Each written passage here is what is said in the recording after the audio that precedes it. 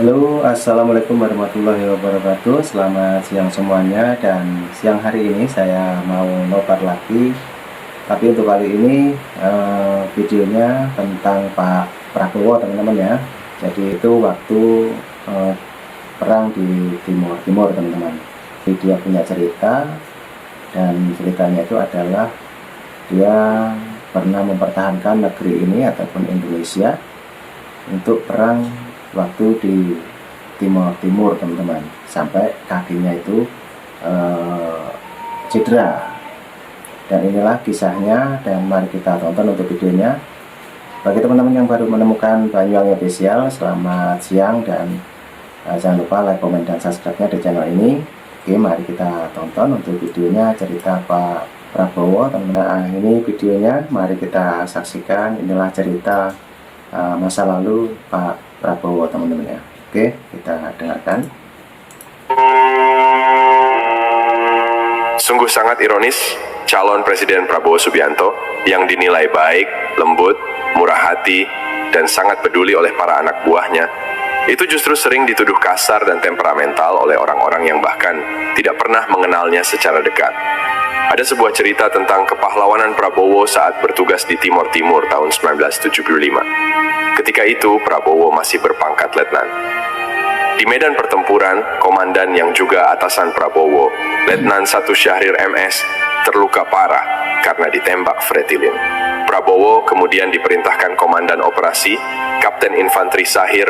Tanpa berpikir panjang, Prabowo melepaskan senjata dan bajunya, kemudian membaca 2 kalimat syahadat sebagai pertanda siap mati untuk menyelamatkan Syahrir dengan risiko akan ditembak seperti yang dialami komandannya. Apa yang dilakukan Prabowo ini mungkin merupakan strategi yang tidak akan menyerang, namun hanya untuk menyelamatkan komandannya. Oke, teman-teman, jadi itulah tentang Pak Prabowo ya. Prabowo berhasil menyelamatkan Syahrir, dan anehnya, Fretilin tidak menembaknya. Belakangan, sang penembak Fretilin, yang akhirnya tertangkap TNI, mengaku enggan menembak Prabowo karena terkesima dengan keberanian dan ketulusan. Prabowo menyelamatkan komandannya dengan taruhan nyawanya sendiri. Kisah keberanian dan kepahlawanan Prabowo ini diceritakan kembali oleh Fadlizon, sahabat Prabowo, melalui akun YouTube-nya. Mari kita dengarkan langsung penuturan Fadlizon selengkapnya. Jadi di sini ada sniper dari Fretilin. Jadi Pak Syahrir ini ketembak kakinya, makanya beliau kan agak pincang ya, karena ketembak kakinya.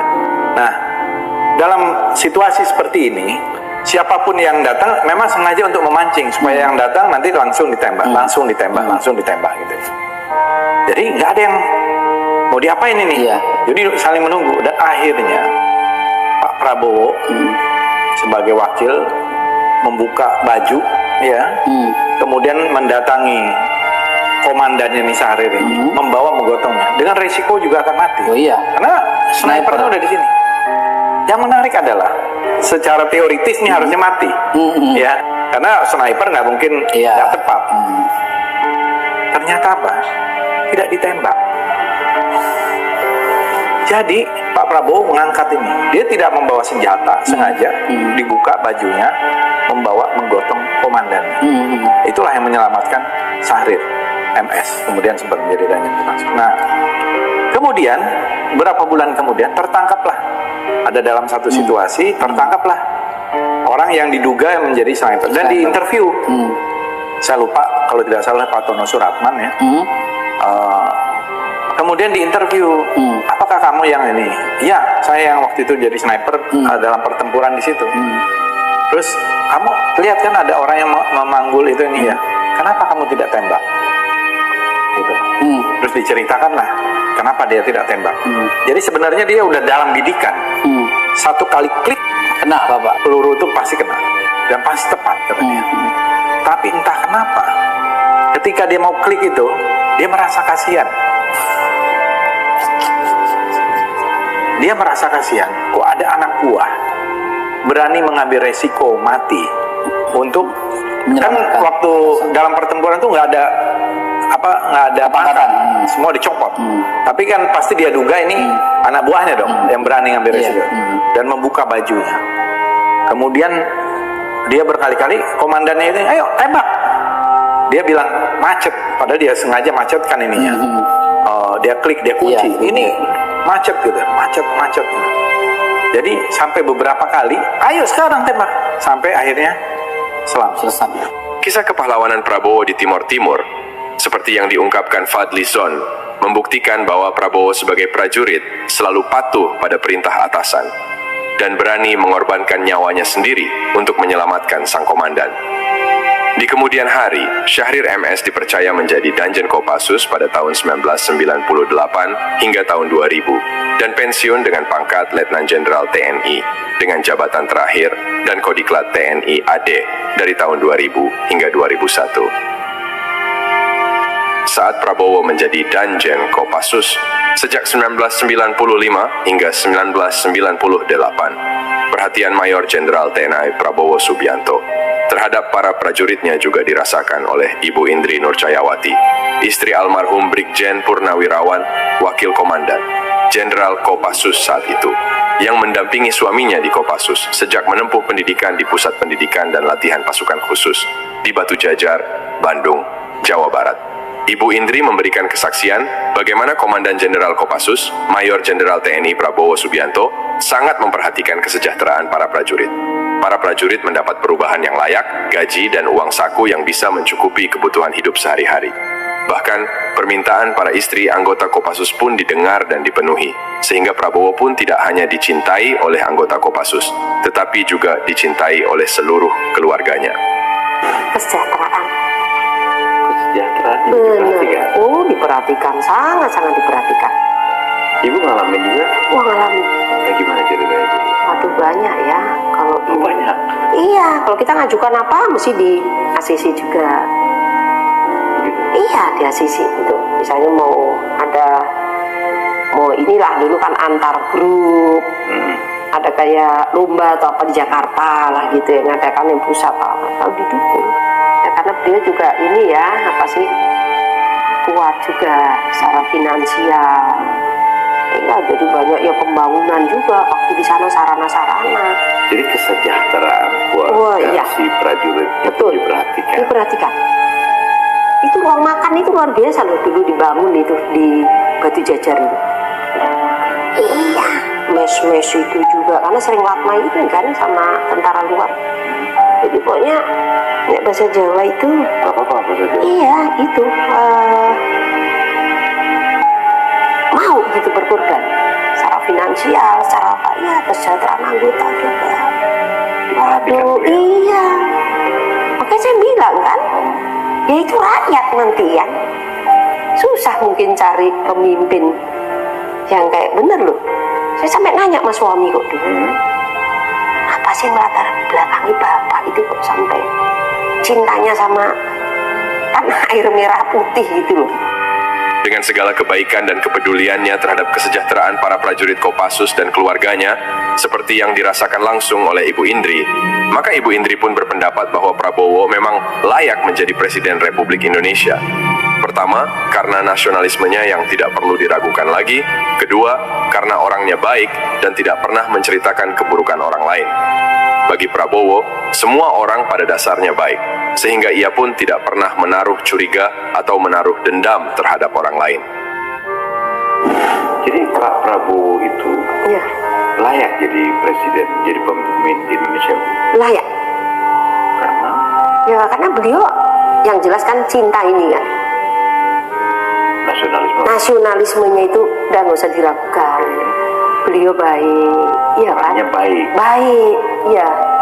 Malah jujur, saya buktikan. Iya. Di mata beliau itu makanya nggak ada orang nggak baik ya, gimana ya? Oh gitu. Iya, nggak tahu ya. Masa nggak pernah ngomongin orang, nggak pernah. Pak Prabowo. Iya, nggak pernah siapapun itu diterima lah walaupun. Apa istilahnya kalau sekarang nggak pernah gibah gitu. Malah orang-orang kan yang suka ini.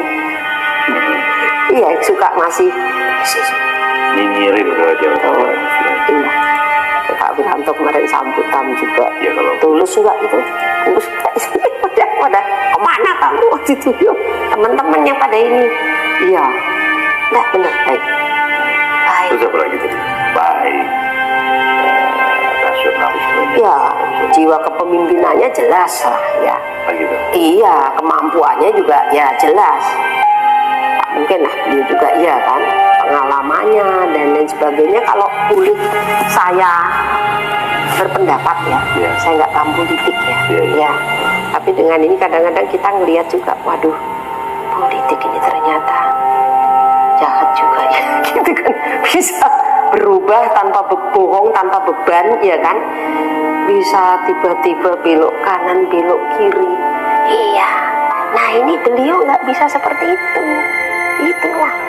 Maka saya bilang, inilah yang Nah, oke teman-teman, jadi sangat menarik sekali ya cerita tentang Pak Prabowo di masa lalu ya. Oke, kita dengarkan lagi. jadi pemimpin bangsa, iya.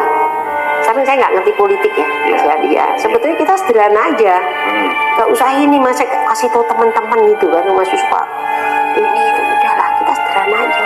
Apa sih mau Bapak cari sebetulnya? Materi kan, nggak mungkin. Popularitas nggak mungkin lah kok sampai segitunya gitu kan. Ya kita juga harus dukung habis-habisan. Ini Bapak ini mikirkan negara ini, saking cintanya gitu.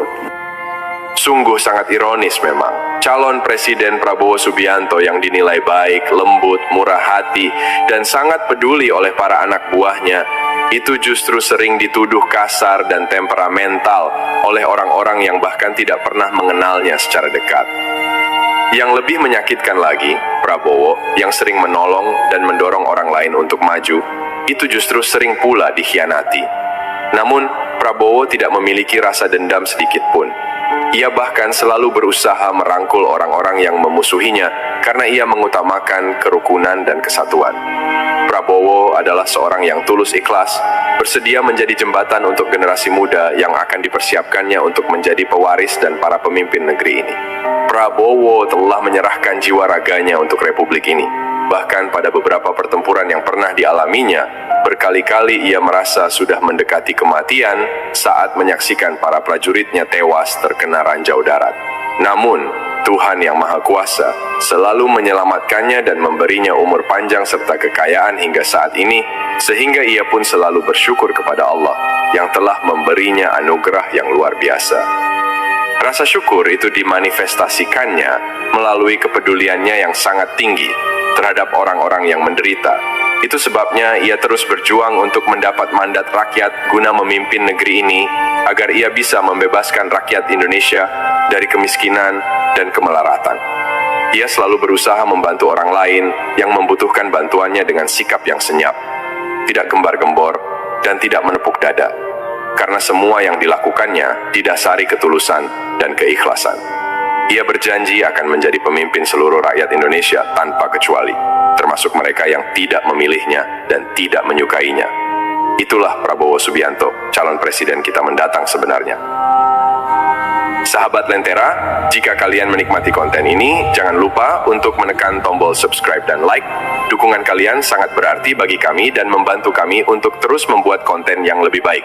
Terima kasih sudah menonton, sampai jumpa di video berikutnya.